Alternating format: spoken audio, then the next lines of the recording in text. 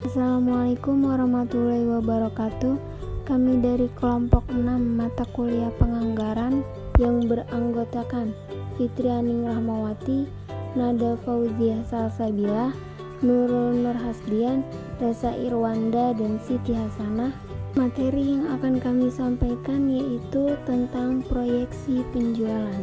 Pada hakikatnya, peramalan atau proyeksi merupakan suatu perkiraan terhadap keadaan yang akan terjadi di masa yang akan datang. Keadaan masa yang akan datang yang dimaksud apa adalah yang dibutuhkan, berapa yang dibutuhkan, kapan dibutuhkan. Suatu perusahaan biasanya menggunakan prosedur 3 tahap untuk sampai pada peramalan penjualan, yaitu diawali dengan melakukan peramalan lingkungan, diikuti dengan peramalan penjualan industri, dan diakhiri dengan peramalan penjualan perusahaan. Rumusan masalah bagi menjadi 7. Yang pertama yaitu apa pentingnya peramalan penjualan, bagaimana kuota dan anggaran penjualan, bagaimana konsep peramalan penjualan, bagaimana memperkirakan potensi pasar, bagaimana prosedur dalam peramalan penjualan, bagaimana metode kualitatif dan kuantitatif dalam peramalan penjualan. Yang terakhir yaitu bagaimana mengatur fungsi perkiraan dalam penjualan.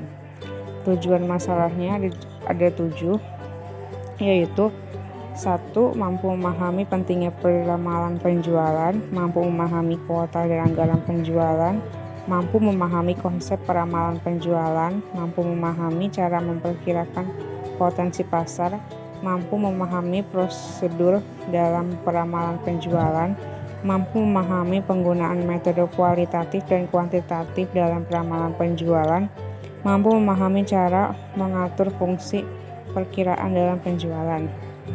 Bab 2-nya, penting peramalan penjualan. Peramalan penjualan memberikan titik awal untuk asumsi yang digunakan dalam kegiatan perencanaan dan untuk mengembangkan sistem kontrol keuangan jangka pendek. Contohnya itu ada anggaran keuangan, adalah variabel yang itu mereka menunjukkan pola beban yang berbeda untuk berbagai tingkat produksi. Kuota penjualan dan anggaran. Kuota penjualan adalah tujuan penjualan dan tujuan yang dicari oleh manajemen. Mereka adalah standar kinerja untuk tenaga penjualan, perbandingan penjualan aktual dengan kuota ditugaskan adalah dasar dari banyak usaha evaluatif fungsi penjualan itu. Akibatnya, pembentukan dari kuota realisasi adalah salah satu tugas yang paling penting yang dihadapi oleh seseorang manajer penjualan. Untuk poin selanjutnya, konsep ramalan penjualan.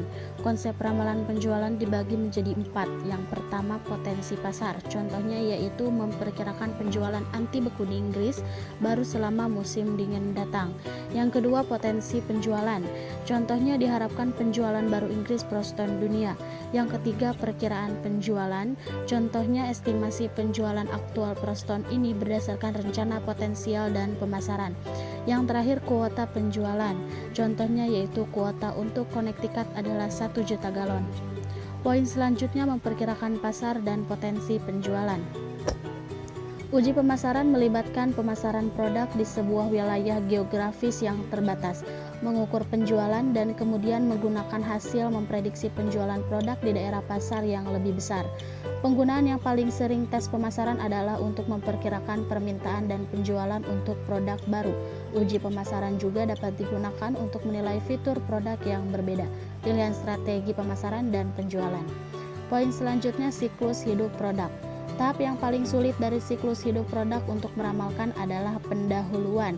Sebagian besar perusahaan menggunakan teknik riset pemasaran seperti kelompok fokus, survei, dan uji pemasaran untuk penjualan produk baru proyek.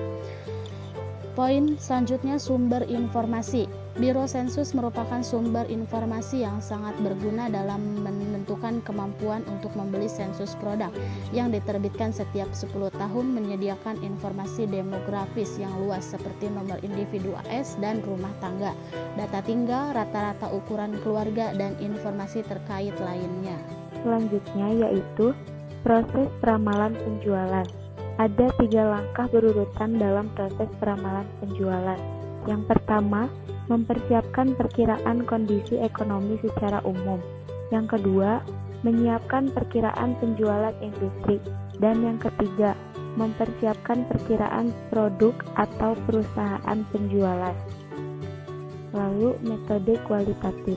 Metode dengan memberikan kontribusi penting untuk peramalan penjualan karena mereka mempertimbangkan faktor-faktor yang tidak bisa diukur. Metode ini juga biasanya menggunakan lebih luas keahlian dalam semua bidang organisasi. Lalu, metode kuantitatif. Metode kuantitatif peramalan penjualan memiliki keuntungan dari objektivitas adil yang tidak mungkin dengan metode kualitatif. Mengatur fungsi perkiraan. Perkiraan penjualan adalah hal yang kompleks. Sales manager yang terlibat dalam perkiraan tersebut harus melakukan persetujuan dengan isu sebagai berikut. 1. Siapa yang bertanggung jawab dalam perkiraan penjualan? 2. Metode yang sebaiknya digunakan. 3. Seberapa lama perkiraan tersebut digunakan. 4. Bagaimana sebaiknya perkiraan tersebut dievaluasi. Kesimpulan, proyeksi penjualan merupakan tahapan awal dalam perencanaan sistem operasi produksi. Ada 3 langkah berurutan dalam proses proyeksi penjualan, yaitu mempersiapkan perkiraan kondisi ekonomi secara umum, menyiapkan perkiraan penjualan industri, dan mempersiapkan perkiraan produk atau perusahaan penjualan. Kemudian untuk contoh soal, ini untuk data ganjil penjualan tahunan pada sebuah perusahaan. Data penjualan tahunannya adalah sebagai berikut. Otomatis jika datanya ganjil, skala X-nya akan diletakkan pada tahun 2018. Kemudian penentuan X-nya menjadi 0. Naik ke atas dikurangi 1, kemudian ke bawah ditambah 1. Kemudian untuk X-nya dikalikan dengan kolom X dan Y. Setelah itu kolom X kuadrat. Dan kemudian dijumlahkan. Untuk kolom X pasti jumlahnya akan 0. Dan kolom berikutnya dijumlahkan dan hasilnya sekian. Lalu cari A terlebih dahulu.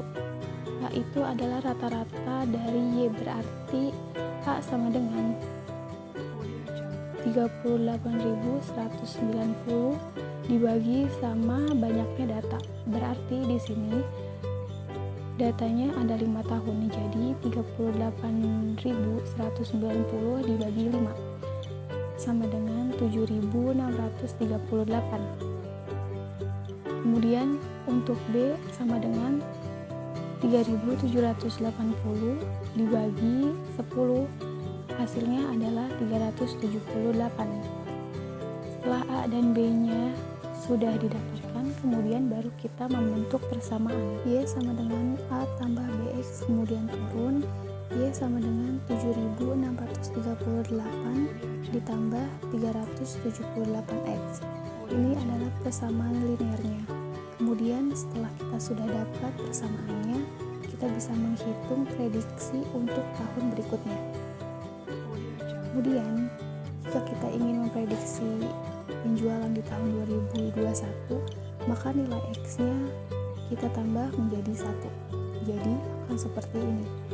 Y sama dengan 7.638 ditambah 378 dikali 3 dengan hasilnya sama dengan 8.772. Sekian dan terima kasih. Wassalamualaikum warahmatullahi wabarakatuh.